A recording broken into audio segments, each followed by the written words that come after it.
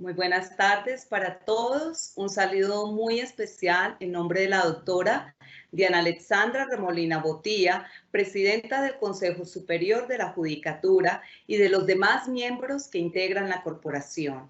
Asimismo, un saludo también muy especial en nombre de nuestra directora, la doctora Marilucero Novoa Moreno, directora de la Escuela Judicial.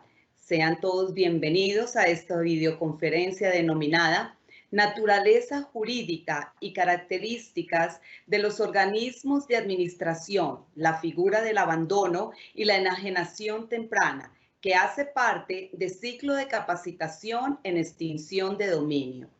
La extinción de dominio se muestra como una de las herramientas más efectivas de la lucha, sobre todo en contra de los criminales organizados, siempre y cuando el proceso de extinción de dominio garantice los principios constitucionales, posee unas reglas jurídicas claras y no se convierte en un foco de corrupción.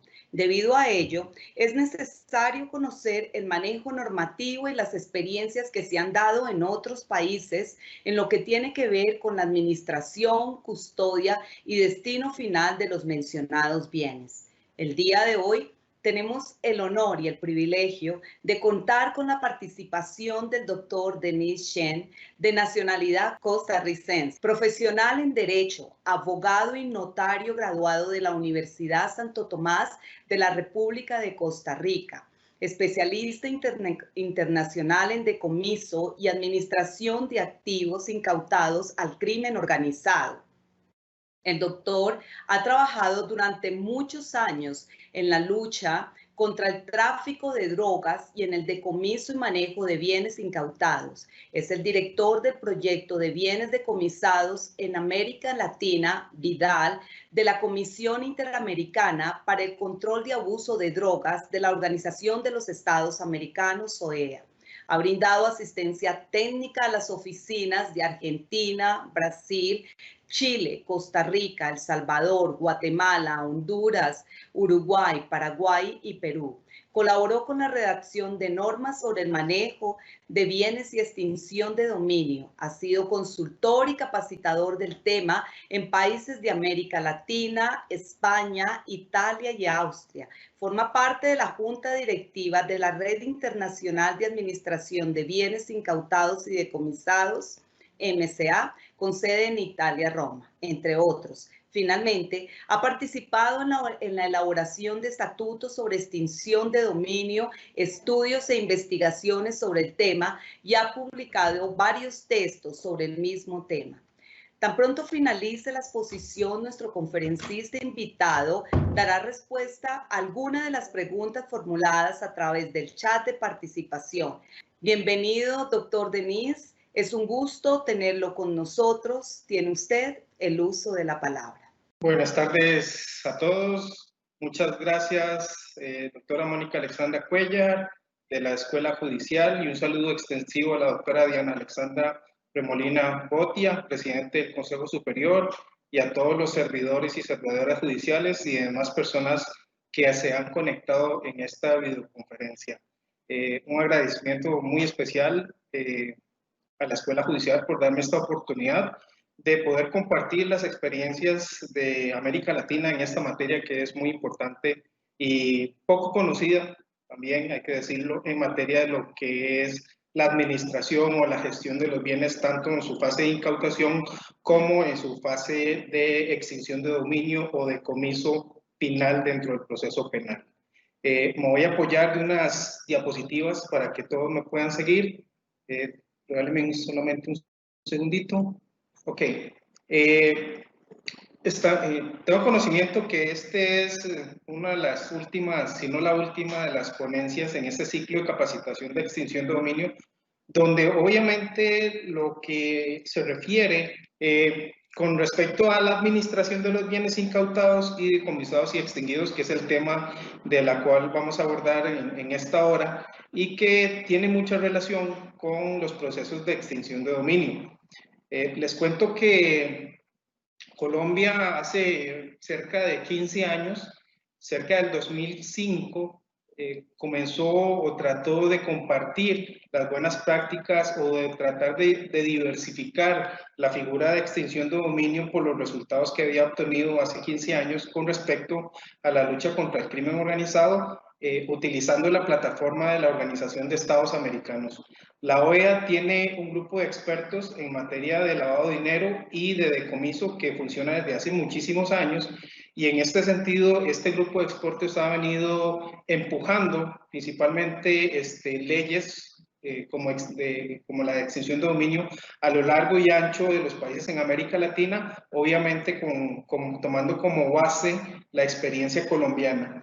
Sin embargo, en el año 2006, también otra inquietud que los expertos internacionales de todos los países miembros de la organización llegaron a mencionar a este grupo de expertos que tenían muchos problemas con la gestión o la administración eficiente de los bienes decomisados y extinguidos.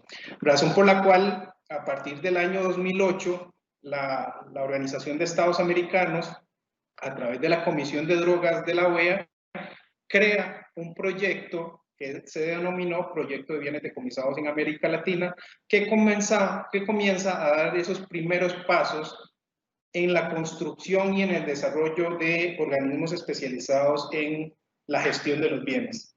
Es así como a partir del 2008 comenzamos a trabajar con los países del continente, con varios países que la doctora Mónica ya mencionó, y por supuesto, si íbamos a trabajar en la construcción y en el desarrollo de estos organismos de administración, lo primero que teníamos que hacer era realizar algunos diagnósticos situacionales en materia de decomiso y administración que tenían los países. Sin embargo, este proyecto Vidal fue mucho más ambicioso. En un principio estaba proyectado para reforzar y construir estos mecanismos de administración, pero nos dimos cuenta que era necesario realizar un estudio de todo el proceso, es decir, desde la propia investigación patrimonial que realizan las entidades policiales, las fortalezas y debilidades que tenemos en el sistema para la identificación, localización con fines de incautación de los bienes, todo lo que era el proceso de administración y por una parte la destinación de los bienes, hacia dónde terminaban estos bienes una vez que teníamos una sentencia extintiva o bien proceso penal con la aplicación del comiso penal tradicional. Es así, ya con estas herramientas, básicamente la OEA lo que hizo fue tomar una fotografía de toda la película y comenzar a ajustar aquellos procesos que nos permitieran ser mucho más eficientes y contundentes en la lucha contra el crimen organizado transnacional y nacional que enfrentan nuestros países. Vale decir que la administración de los bienes siempre ha sido el eslabón débil del proceso de extinción de dominio. Ustedes con los demás expositores supongo que ya abordaron bastantes estos temas de extinción y que han tenido básicamente unos expositores de lujo. Desde hace muchos años conozco al doctor Jairo Acosta, al doctor Julio Espino y al doctor Gilmar Santander, y mi persona pues tuvimos la oportunidad de trabajar en la ley modelo de Naciones Unidas sobre extinción de dominio. Así que este panel de expositores que han tenido en esta capacitación ha sido de primera línea, y en este sentido la experiencia no solamente de Colombia, sino también de los demás países, tanto en Centroamérica como algunos países de Sudamérica, ha sido que el eslabón débil del proceso de extinción de dominio siempre ha sido la administración de los bienes. ¿Por qué? Básicamente por la incapacidad institucional. El día de ayer estuve en una conferencia también con las Naciones Unidas en Colombia en la mañana. Hay un programa que se llama Un Tinto con Naciones Unidas, que creo que eso lo organiza la Oficina de Naciones Unidas de Colombia, y básicamente el organismo de administración de Colombia, que es la Sociedad de Activos Especiales, el SADE, mencionó el día de ayer que tenían 28.000 bienes inmuebles bajo administración. Obviamente eso, y para cualquier país, va a tener una incapacidad institucional de hacerle frente a la administración de no solamente estos bienes inmuebles, sino también la cantidad de sociedades o empresas que se incautan en los procesos de extinción de dominio. Tenemos también una incapacidad jurídica, básicamente por aquellos elementos o normas legales que nos permiten como organismo de administración ejercer una función mucho más eficiente. También tenemos una incapacidad financiera. Nunca nos va a alcanzar los presupuestos públicos para administrar los bienes. Siempre son muy pocos, y además de ser pocos, nunca nos va a alcanzar porque la cantidad de bienes que se comienzan a administrar, pues prácticamente desborda la capacidad financiera del propio organismo de administración. Y por último tenemos también el tema de la corrupción, que lo ha tenido Colombia bajo la administración de la DNE, que era la Dirección Nacional de Estupefacientes, que era la institución encargada de administrar los bienes antes de la creación de la Sociedad de Activos Especiales. Pero de igual manera, no es algo que simplemente siempre lo tuvo solamente Colombia. Han habido casos de corrupción en el mal manejo de los bienes porque en varios países de América Latina, ¿no? Entonces, básicamente, cuando se critica a veces la figura de extinción de dominio, muchas veces se critica con base a los malos procesos o al periodicazo, como decimos nosotros coloquialmente, cuando hay una mala administración, cuando los bienes se deterioran después de un largo proceso, o cuando hay corrupción en el manejo de la administración de estos recursos públicos, estos recursos o estos bienes. Entonces vean que el eslabón siempre, según la historia a lo largo de estos 15 años, ha sido que se rompe siempre el tema de extinción de dominio por la administración de los bienes.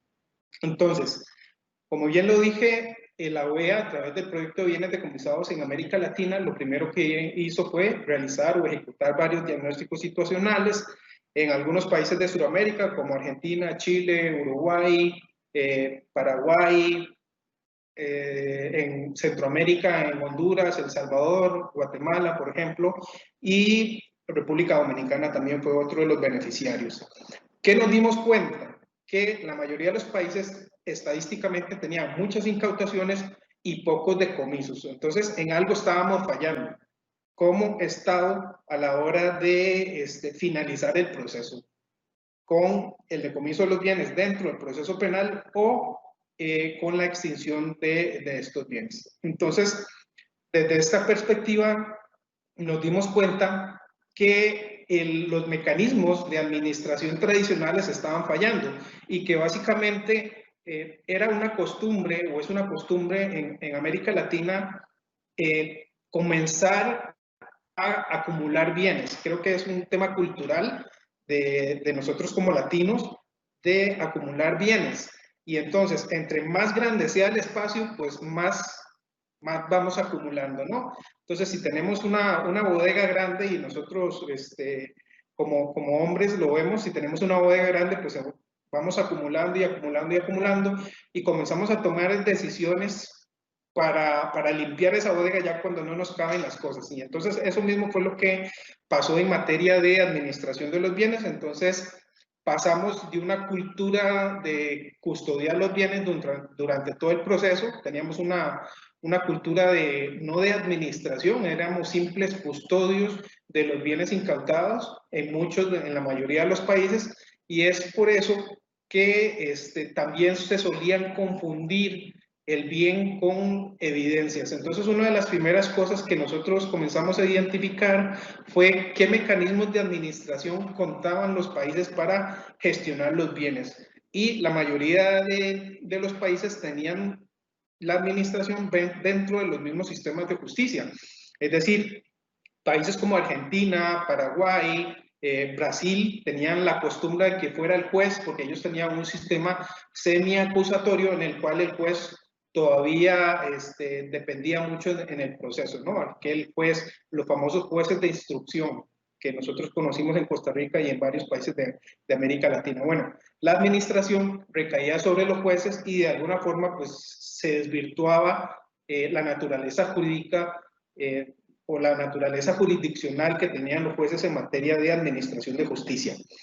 Es así que para los jueces en estos lugares, pues lo más fácil era nombrar depositarios judiciales, es decir, un tercero que se encargara de administrar los bienes, pero sin embargo, este nombramiento de depositarios judiciales no era una de las mejores decisiones de administración que podíamos encontrar.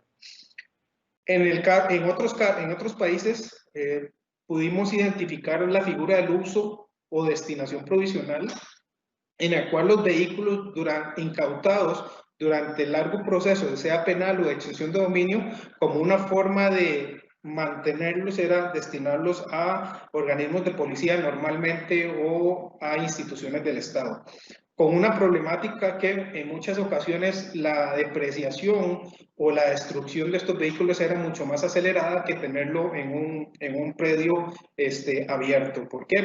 Por el mal uso, porque no le daba mantenimiento a los bienes.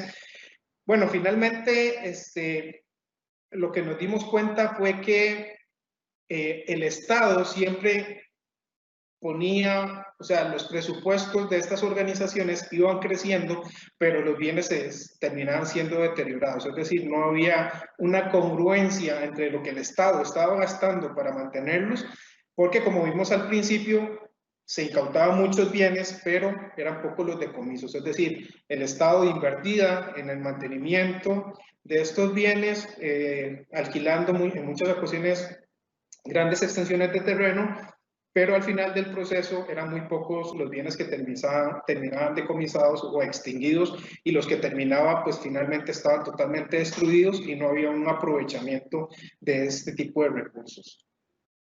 Por otro lado, tuvimos estos resultados. Aquí ustedes pueden ver fotografías de vehículos en El Salvador, motocicletas en Brasil, algunas casas en Paraguay, embarcaciones pesqueras hundidas, aeronaves y helicópteros en la región de Centroamérica. Esa era una realidad, y dinero en efectivo guardado en cadena de custodia. Me acuerdo hace muchos años, cuando yo comencé, quizás hace unos 15, 10 años, inclusive recibí una llamada del Banco Central de Colombia, donde me decían que la bóveda del Banco Central estaba lleno de dólares en cadena de custodia. Había millones de dólares ahí en cadena de custodia, y que querían saber cuál era el manejo de esos dineros en efectivo que se le podían dar a nivel como experiencia en otros países, para ver cómo podían resolver ese problema de la custodia de estos dineros en efectivo. Bueno, teniendo este panorama y esta fotografía, y basados en los diagnósticos situacionales del proyecto Vidal, lo que hicimos fue adoptar un documento de mejores prácticas, un estudio que nos demoró 2 años, cerca del 2008 al 2010, y que finalmente fue publicado en el 2011 como un documento de mejores prácticas de los sistemas de administración de bienes incautados y decomisados, que promovía la creación precisamente de estos organismos especializados. Pero también otro organismo que impulsa la creación de estos organismos en los países es el GAFI, que es el Grupo de Acción Financiera Internacional, que es el que ejecuta o evalúa los países en materia de lavado de dinero con respecto a las 40 recomendaciones del GAFI, que dentro de esas 40 recomendaciones, la recomendación 38 tiene que ver con la creación de mecanismos eficaces de administración de bienes, instrumentos o bienes de valor equivalente. Entonces tenemos a grandes rasgos estas dos iniciativas internacionales, y por supuesto la ley modelo de Naciones Unidas sobre extinción de dominio, que tiene un capítulo también en el cual pudimos desarrollar un poco, no mucho, sobre el tema de administración de bienes, porque verdaderamente es muy complejo como para tenerlo en una ley modelo de extinción de dominio, todo lo que debe abarcar la parte de administración. Así que en un pequeño capítulo pues podemos introducir al menos algo respecto a la administración de los bienes. Entonces nosotros lo que hicimos fue cambiar ese mecanismo tradicional de gestión de bienes, que básicamente, como les recalco, era simplemente recibir y custodiar el bien hasta que finalizara el proceso penal o de extinción de dominio. Entonces nosotros lo que hicimos fue crear o cambiar este modelo basado a un modelo más gerencial, un modelo más comercial, más empresarial, que nos permitiera que los bienes no se deterioraran dentro del proceso y por lo tanto un bien en buen estado o una empresa que ha tenido sus utilidades durante el proceso de administración, pues los podemos vender o comercializar en mejores condiciones y en este caso pues los destinatarios finales de estos bienes pueden tomar un aprovechamiento sobre esto. Es así como se crean o comenzamos a partir del año 2008 con la Organización de Estados Americanos tratar de crear y promover mecanismos eficaces de sobreadministración de los bienes incautados. Lo primero que tienen que entender ustedes como jueces y servidores judiciales es que el rol del ente administrador, así como la mano derecha, por ejemplo, el fiscal, puede ser las agencias de investigación, la Policía Nacional o en el caso de Colombia el CTI, el organismo de administración se debe convertir en la mano izquierda, pero el rol del ente administrador se va a basar básicamente, valga la redundancia, en preservar y mantener los bienes que la autoridad competente le entregue para que ejerza actos de administración, indistintamente de quién sea su titular y hasta que se determine su condición jurídica final, por lo que deberá rendirle cuentas a todas las partes del proceso. Y cuando digo a todas partes del proceso, no solamente es a los organismos fiscalizadores, sino también al juez que lleva el proceso, a las partes, es decir, al afectado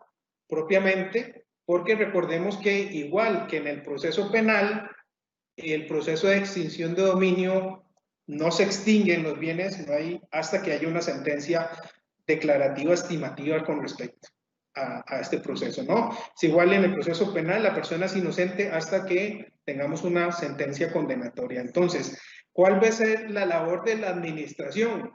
Pues trabajar prácticamente para el titular del bien, es decir, para el dueño de la empresa, de la sociedad, o va a ser el administrador de ese titular registral de los bienes inmuebles dentro del proceso de extinción de dominio. Y a veces los organismos de administración pierden esa perspectiva y, como decimos nosotros muy coloquialmente, a veces creen que son bienes de difunto, ¿no? Es decir, que podemos hacer lo que queremos con estos bienes y realmente no es así. Es decir, aquí hay ciertos derechos y ciertas garantías que tienen todas las partes, principalmente el afectado o el titular de derecho con respecto a qué está pasando con sus bienes, cómo se están manteniendo y, por ejemplo, vamos a ver cuál es esa naturaleza jurídica que deben de tener estos organismos de administración para que funcionen de manera eficiente. Lo primero que hay que entender es un cambio de mentalidad. Aquí tenemos aquí dice, los ricos primero invierten y después gastan, y los pobres primero gastan y después si queda dinero invierten. Es un poco una analogía con los sistemas de administración de bienes. Y en este caso, así como hay diferentes formas de pensar entre ricos y pobres, resulta ser que en la parte de administración de los bienes incautados también tenemos que cambiar una mentalidad, pero esta mentalidad va con respecto a cómo se administra o cómo se administran las instituciones del Estado. Como estos organismos de administración en la mayoría de los países, excepto Colombia, son organismos públicos, es decir, pertenecen al Estado, normalmente trabajan con un presupuesto y gasto, es decir, hacen una proyección presupuestaria hacia el próximo año y con respecto a ese presupuesto solicitan la autorización al Ejecutivo para que se incluya en el presupuesto del año fiscal siguiente.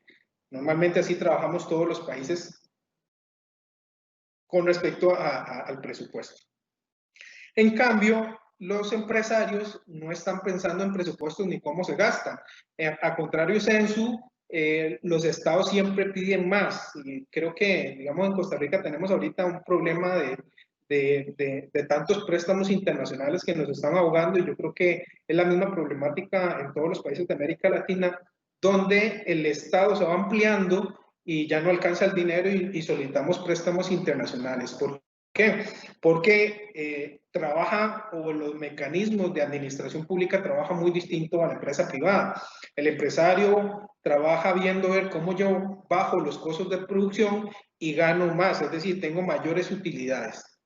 Entonces, cuando comenzamos a construir estos mecanismos de administración, la idea era trabajar si vamos a trabajar como empresarios privados en administración de estos recursos, o pensando como los famosos CEO, ¿verdad? La idea era comenzar a pensar cómo yo bajo los costos del Estado y cómo los bienes pueden ser autosostenibles. Esa era la idea, y precisamente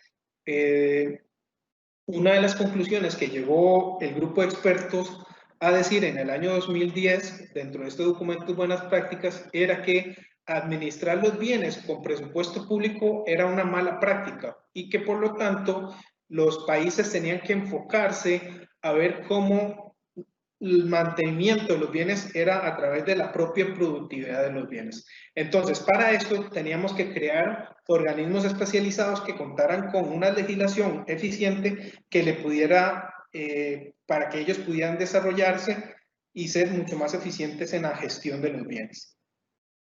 Entonces, trabajamos en un modelo empresarial, un modelo de cambio, ya no desde la perspectiva, como lo vengo mencionando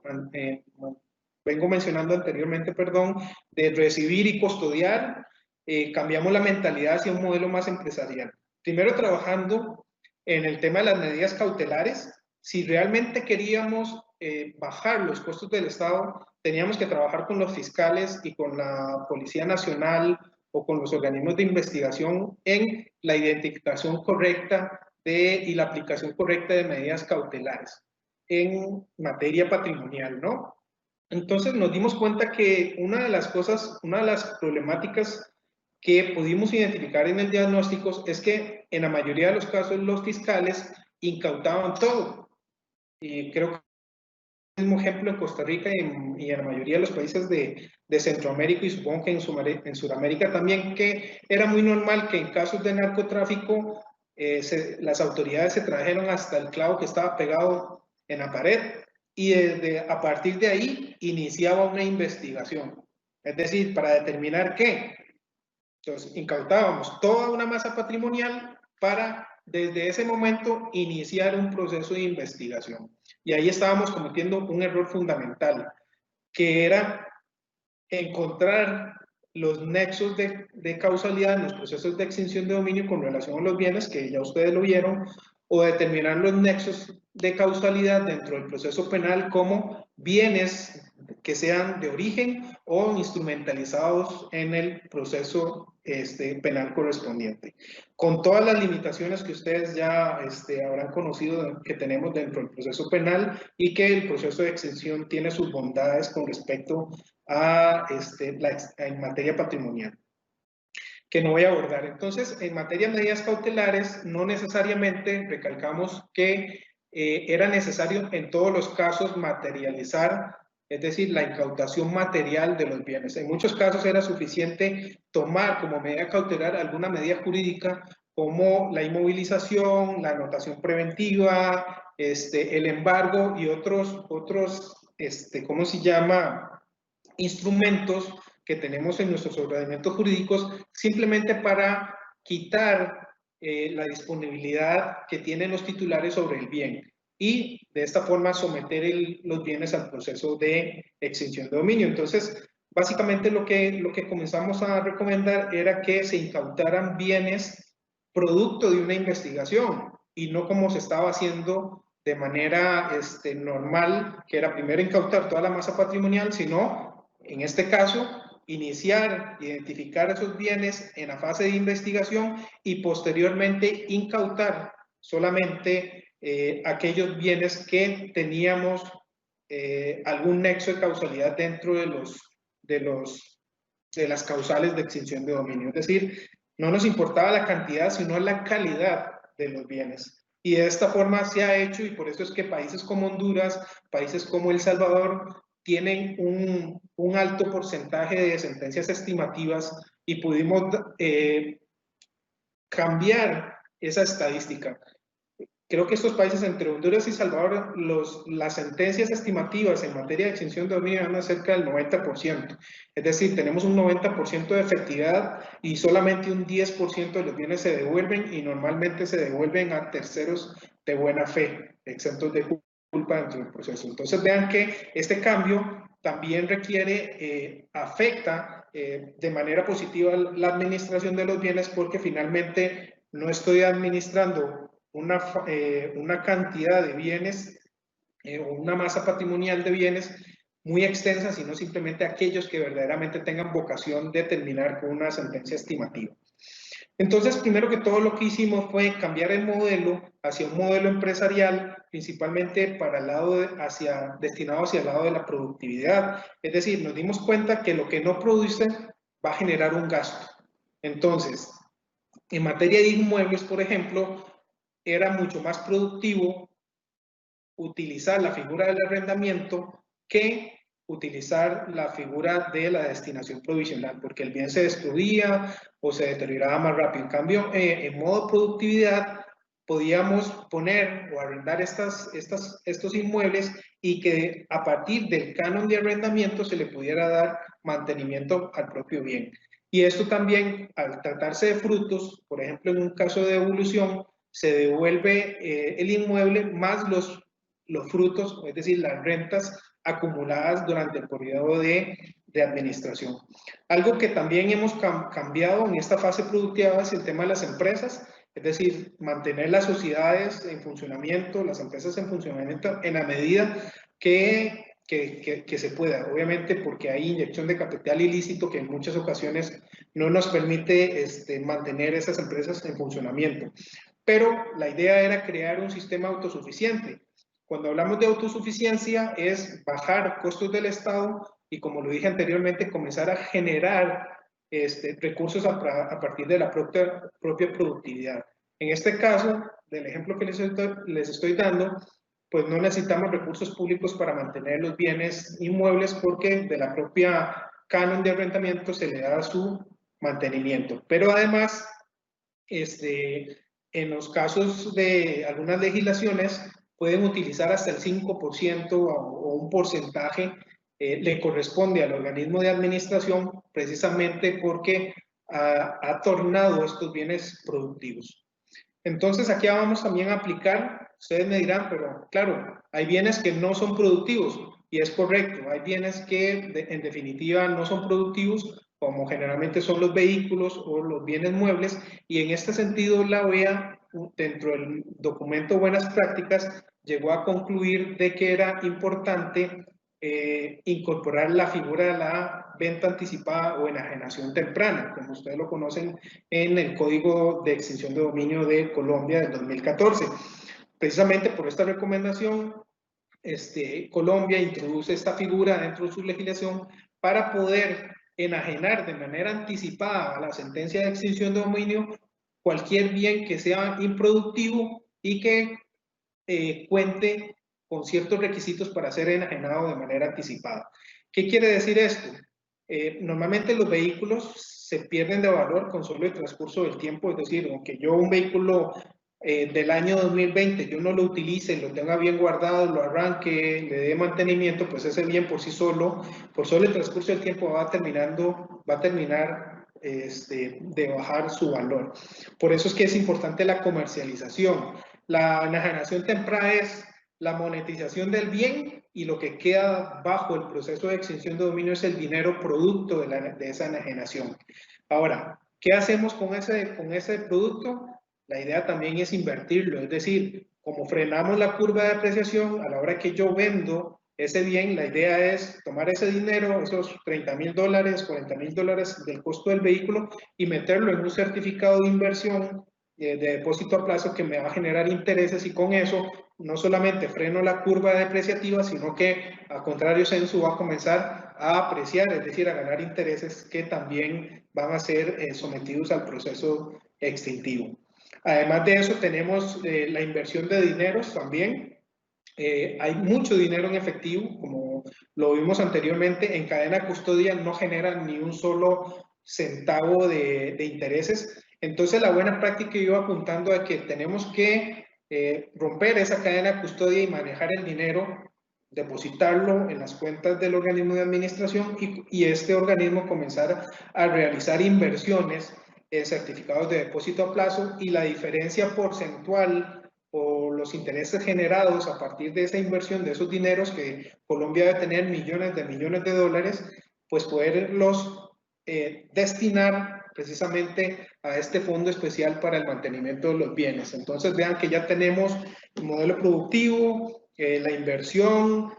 Cuando yo vendo no genero gastos, es decir, si el vehículo yo no lo vendo me va a generar un gasto de conservación, un gasto de almacenaje, pero si lo vendo y lo convierto en dinero, ese dinero puedo jugar con él para que me genere intereses, no solamente para el afectado, sino también generar intereses para el propio mantenimiento o crear este fondo especial para el mantenimiento de los bienes. Y de esta manera, pues también evolucionamos en la parte de la comercialización, que aquí creo que nos demoraríamos también un poco de tiempo hablando de cuáles son las formas de comercializar estos bienes por subasta pública. La venta anticipada o la enajenación temprana, que es lo que un poco vengo hablando, eso es el documento Buenas Prácticas, este documento azul del 2011.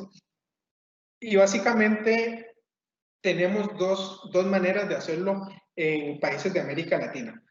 Hay un proceso que es judicial, es decir, el juez es el que toma la decisión en países como El Salvador, donde actualmente me encuentro, donde a solicitud de la Fiscalía y por parte del organismo de administración le hacen llegar una solicitud al juez para la venta anticipada o enajenación temprana de estos bienes, fundamentados en unos criterios técnicos que el propio organismo va a emitir de la depreciación o la destrucción o la posibilidad de pérdida importante o de desvalorización de estos bienes. Y entonces el juez tiene una pequeña audiencia, escucha la parte, es decir, al afectado, al titular derecho, y finalmente puede tomar una decisión de vender o no vender el bien dentro del proceso. Es un proceso mucho más garantista, pero es menos eficiente. Nos hemos demorado hasta 3, 4 o 5 meses, inclusive tomando una decisión de venta anticipada, pero hay otros países como Costa Rica, Honduras, Guatemala, México, el caso de Colombia, donde el propio organismo de administración toma esta decisión y de manera administrativa comercializa los bienes, los vende y simplemente informa al fiscal y al juez los resultados de la enajenación temprana. Es mucho más eficiente, pero es menos garantista. Ahora, si bien es cierto, los países no clasifican si la aplicación de la enajenación temprana recae sobre bienes muebles o inmuebles, simplemente no lo menciona. Entiendo que la experiencia internacional en estos países nos ha demostrado que en materia de bienes inmuebles hay que fundamentarlo mucho. Básicamente, ¿por qué? Porque en el caso de devolución de estos bienes, en el caso de los bienes muebles, pues no tienen ningún problema con el vehículo, con el dinero producto de la venta, podemos devolvérselo a la persona y esta persona puede volverse a comprar el carro y el mismo modelo. Sin embargo, en materia de inmuebles, a diferencia de los vehículos, pues los inmuebles pierden de valor, los inmuebles ganan valor con el transcurso del tiempo. Entonces, muchas veces este valor de venta no necesariamente va a resarcir el valor actual de esa propiedad, es decir, ese titular no va a poder comprarse el bien en la misma esquina y en la misma colonia en la cual fue incautada. ¿Por qué? Porque posiblemente no haya y además haya subido de valor. Entonces aquí hay que tener algunas consideraciones importantes en materia de aplicación de esta figura de la enajenación temprana que los jueces en el caso de El Salvador tienen que tomar en consideración, y también en el caso de los procesos administrativos pues también deben de tomar en consideración esto. Otra figura que pudimos incorporar es la figura del abandono. Básicamente encontramos a través de estos diagnósticos muchos bienes que eran abandonados en los procesos penales y en los procesos de extinción de dominio. Es decir, no sabíamos a ciencia cierta quién es el titular de estos bienes.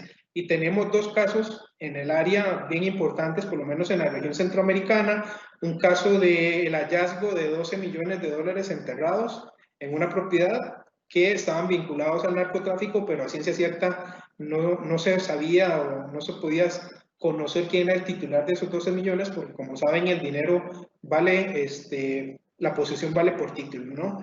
Y la otra son 205 millones de dólares incautados en México, donde en ambos procesos se realizó un proceso de abandono y básicamente lo que la ley, la normativa interna de los países y el documento de buenas prácticas apuntan es realizar una publicación, ya sea en el diario oficial del país o en un diario de circulación nacional, para que estos bienes, para que el titular de estos bienes se presente en el proceso de extinción de dominio a reclamar si estos bienes son suyos, ¿no? Es decir, simplemente es un cumplimiento constitucional para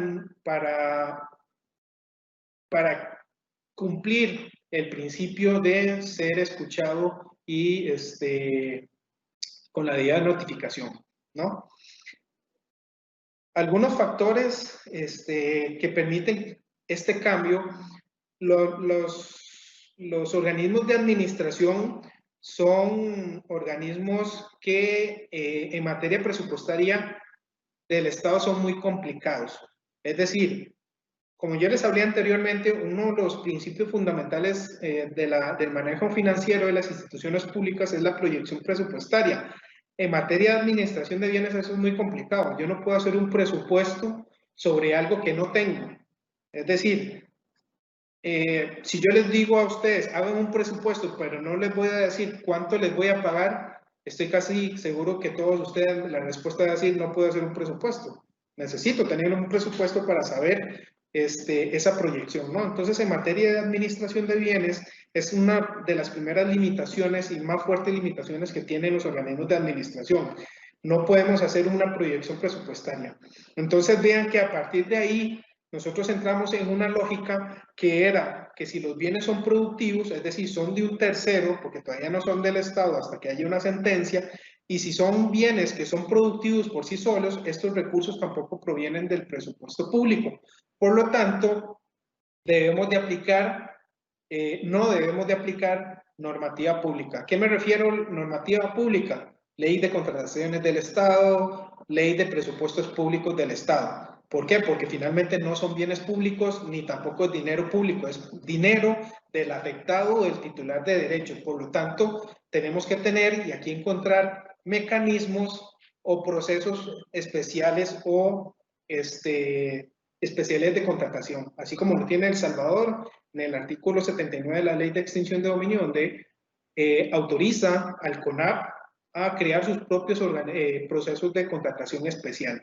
Y en el caso de Paraguay, pues tienen un régimen también especial para contratar esos bienes y servicios que vamos a requerir para la administración eficiente de los bienes en la fase de incautación. Entonces aquí aplicamos un viejo y proverbio mexicano que dice que una cosa es una cosa y otra cosa es otra cosa. Y es decir, los regímenes que fracasaron fue básicamente porque tratamos de administrar los bienes pensando como una entidad pública o aplicando normativa pública cuando los bienes finalmente no son públicos. Entonces, aquí hay que hacer esa separación que Colombia lo separó al crear la Sociedad de Activos Especiales, que es una sociedad de economía mixta pública, y que además la ley le dio la facultad de contratar bajo la ley bajo el Código de Comercio. Entonces, prácticamente contratan como privados. Los documentos que nosotros hemos hecho fue básicamente un mix entre público y privado para que tomar un término medio, ¿no? Las mejores decisiones de administración básicamente van a ser, como ya lo mencioné, el ciclo aquel de recibir bienes y tornarlos productivos o mantener aquellos que sean definitivamente o continúen siendo productivos.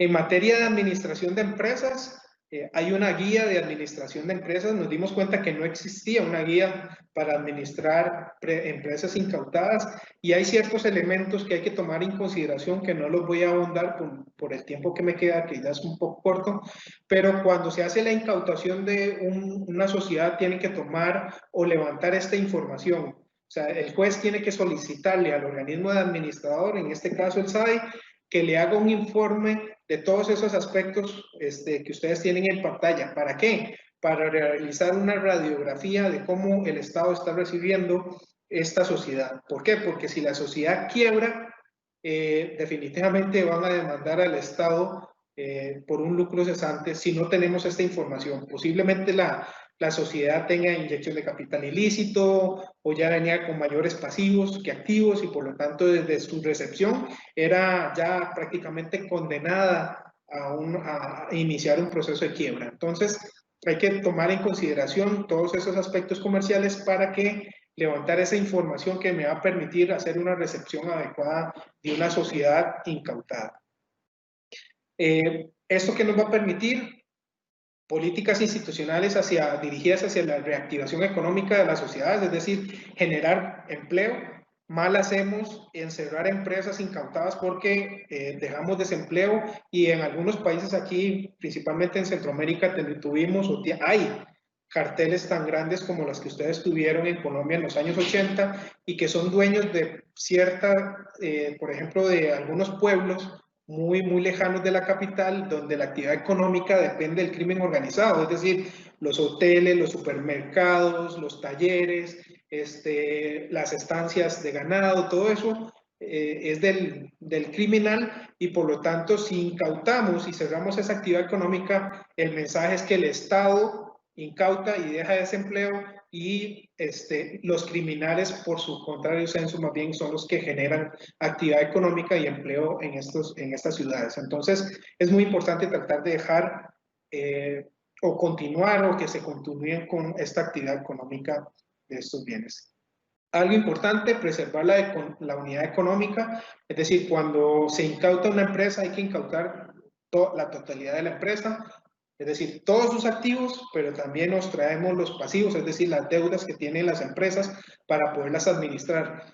Como Ministerio Público, el Ministerio Público, la recomendación es que no partan la empresa. Cuando yo digo no partan la empresa es que, por ejemplo, si van a incautar una empresa de taxis, pero no incautan los taxis, pues no tenemos empresa, ¿no? Es una empresa que de su propia incautación va a ir a la quiebra. Entonces, hay que tomar en consideración esta preservación de esta unidad económica en materia de sociedades. Préstamos también, hay algunos países que pueden tomar del fondo especial, prestar dinero o inyectar capital a ciertas sociedades como por ejemplo un estacionamiento de combustible para que siga funcionando y generando empleo y obviamente una empresa que rinda utilidades va a ser mucho mejor vendida que una empresa quebrada, ¿no? Entonces, por lo tanto, hay ciertos mecanismos de administración que nos permiten esa administración eficiente. Contratación de terceros especializados, tiene que ver, por ejemplo, en la parte de la contratación de, ya sea especialistas profesionales o empresas que se dediquen a coadministrar o a ayudar a la administración. Un ejemplo es el de Honduras. Ellos tienen, digamos, agencias de bienes raíces que son las que ponen o colocan los bienes en arrendamiento y ellos se dejan el primer mes como costos de honorarios por el trabajo realizado. Es decir, al Estado no le costó ni un solo centavo, un solo peso colombiano para poder ponerlos en arrendamiento. Es decir, utilizamos estas figuras para que coloquen los bienes y así generamos utilidades o entramos en la corriente de productividad de estos bienes y utilizamos estos terceros para ello. En materia de tercerización de las inspecciones, del uso provisional, también se utilizan terceros especializados, principalmente para no dejar perder los bienes, es decir, se utilizan talleres especializados en mecánica para que estos talleres generen informes de estado del vehículo. ¿Para qué sirven estos informes? para notificarle al beneficiario, a la institución beneficiaria con el uso provisional, cuando no se ha aplicado la venta anticipada, para que haga reparaciones o mantenimiento preventivo de estas unidades y así poderlas preservar. Es decir, el organismo de administración se convierte en un fiscalizador de las instituciones beneficiadas para que utilicen correctamente y preserven y mantengan estos vehículos en uso provisional. Y finalmente el concepto ganar-ganar del dinero es lo que les había dicho. Si tengo $100,000, estos $100,000 los meto en un certificado a depósito a plazo que tiene una mayor cantidad de intereses a cuenta corriente. Pero en caso de devolución, en muchos países tengo que devolver los $100,000 más los intereses generados en cuenta de ahorros, que por supuesto es un interés mucho más bajo que el del certificado de depósito a plazo, por lo tanto la diferencia porcentual me la gano yo como organismo de administración. Y a contrario Census, si se decomisa el dinero o se extingue el dinero, no solamente voy a obtener los $100,000 o el $1,000,000, sino que también voy a obtener los frutos, que serían los intereses generados en certificados a plazo. ¿A dónde van estos intereses? Al Fondo Especial para la Administración de los Bienes, que como hemos dicho, pues la idea es crear un modelo autosostenible que me permita, a través de estos elementos de productividad, venta anticipada, inversión, pues crear un sistema que sea autosostenible, comenzar a gastar menos del presupuesto del Estado y comenzar a crear o generar estos propios recursos para que el sistema sea autosostenible. En materia de destinación de bienes es algo importante, pero tampoco me voy a meter. En esto ha habido un cambio de mentalidad también en las leyes de extinción de dominio. Ya no solamente la destinación va en función social, sino también va destinado a dos conceptos que no sé si lo habrán abordado, y aquí les dejo esto en el borrador, que es el concepto de recuperación de activos, que básicamente son en aquellos procesos de extinción de dominio en materia de corrupción. Es decir, en materia de corrupción, estos bienes tienen que devolverse a la institución a la cual, por ejemplo, se le malversaron los fondos. Si al Seguro Social fue al que le robaron los fondos y con esos fondos compraron bienes, pues la idea es que el sistema venda estos bienes y reintegre o restituya ese derecho a la institución afectada. Pero también hemos visto en temas de víctimas, por ejemplo, en secuestros extorsivos. Entonces la finalidad de la extinción de dominio ahí no va a ir dirigida a otro aspecto, que va a ser el tema de la restitución del derecho a la víctima, en casos de desplazados también. Entonces vean que la destinación de los bienes ya no solamente ha ido a una función social, sino que también en los últimos 5 años ha ido cambiando los procesos hacia estos dos aspectos de recuperación de activos y al tema de restitución del derecho. Aquí les dejo mi correo y les dejo mi número de teléfono. Muchas gracias por su atención y le devuelvo la palabra a la doctora Mónica Alexandra Cuellar. Muchísimas gracias, doctor. Y vamos para la fase de las preguntas. La primera, doctor. ¿Pueden los jueces ejercer control jurisdiccional sobre bienes incautados bajo administración social? Sí, la respuesta es que sí. El control jurisdiccional que tienen los jueces en materia de extinción de dominio con relación a la administración de los bienes es importante. ¿Por qué?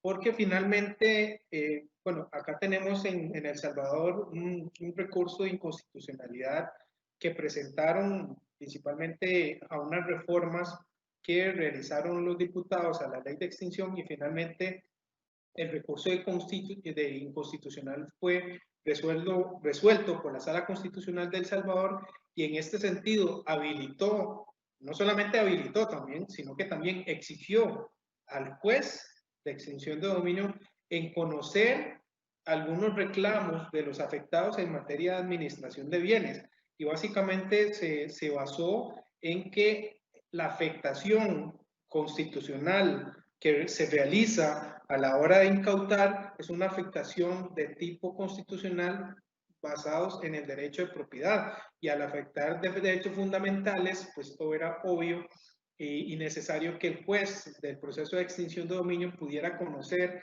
algunos reclamos o con respecto a la administración mala de algunos tipos de bienes, ¿no? ¿Para qué? O sea, es decir, no esperarse al final del proceso, cuando el bien estuviera totalmente destruido para hacer un reclamo, sino que dentro del proceso de extinción de dominio, este tercero pudiera hacer un reclamo, una inspección, por ejemplo, solicitar una inspección del estado del inmueble al organismo de administración y en este sentido, si pudiera determinar de que hay una afectación, hacer el reclamo ante la autoridad judicial competente. Igualmente en el tema de las empresas, si hay un tema de mala administración de las sociedades, también ese titular de derecho que en definitiva le están afectando este derecho de propiedad constitucional puede hacer reclamo alguno dentro del proceso y que el juez de alguna manera fiscalice o corrija algunas decisiones de administración del órgano de administración, ¿no? Siguiente pregunta. ¿Es la enajenación temprana de inmuebles una solución eficiente de la administración de los bienes? Como ya lo decía, el problema, digamos, de enajenar los bienes inmuebles de manera anticipada es un problema de, por ejemplo, de derechos de terceros. Por ejemplo, muchos de los bienes inmuebles, si están a nombre de una sola persona, pues quizás no hubiera tanto el problema. Pero tenemos bienes inmuebles con hipoteca, ¿no? Por ejemplo, hay un derecho real que recae sobre el bien y este titular de este derecho hipoteca, normalmente es una entidad financiera, tiene derecho a presentarse o debe presentarse dentro del proceso de extinción de dominio a hacer valer su derecho. Y ese derecho puede ser afectado cuando hacemos una venta o una enajenación temprana sobre ese bien. Podemos afectar derechos de terceros, podemos afectar, lo que quiero decir es que el fundamento o el motivo técnico que tiene el SAE, en este caso de Colombia, debe ser lo suficientemente motivado para poder vender bienes inmuebles, porque como bien lo decía, restituir un bien en una colonia de alta plusvalía no va a ser quizás tan fácil o quizás no me puedo comprar ese mismo bien inmueble en la colonia en la que estaba incautada en el mismo sitio. Es decir, muchas veces eso va a afectar tanto al titular como al tercero. Entonces hay que tener cuidado, mucho cuidado en la parte de la enajenación temprana. Entiendo que el SAE está en un proceso de realizar una venta masiva de bienes inmuebles y cada caso hay que estudiarlo para saber qué afectación vamos a tener frente a los terceros. Entiendo que hay una propiedad, por ejemplo, que es muy costosa en una costa de Colombia, es una propiedad que es única aparentemente porque está contiguo a una desembocadura o a una parte aduanal y es prácticamente es una propiedad que está muy bien ubicada y que prácticamente es única. Supongamos que la vendemos de manera anticipada y supongamos que el proceso de extinción no finalice felizmente y haya que devolver este bien inmueble. ¿Cómo ese titular ya no podrá comprarse esa misma propiedad? Porque seguramente el que la compró va a invertir en esa propiedad, ¿no? Va a hacer algo. Es decir, esa restitución de ese derecho prácticamente va a ser imposible restituir, aunque me devuelvan el dinero, no voy a poder volver a comprar un bien inmueble en ese sitio por las características que tiene tan especiales. Entonces ahí hay que tener mucho cuidado en la aplicación de la enajenación temprana. Un saludo y quien nos dio el honor de acompañarnos el día de hoy, brindándonos ese enfoque jurídico desde el derecho internacional que enriquece la construcción de un derecho comparado, fortaleciendo el contexto teórico, dogmático y jurídico de las figuras normativas que coadyuvan con la lucha del crimen organizado a nivel nacional y, por supuesto, a nivel internacional.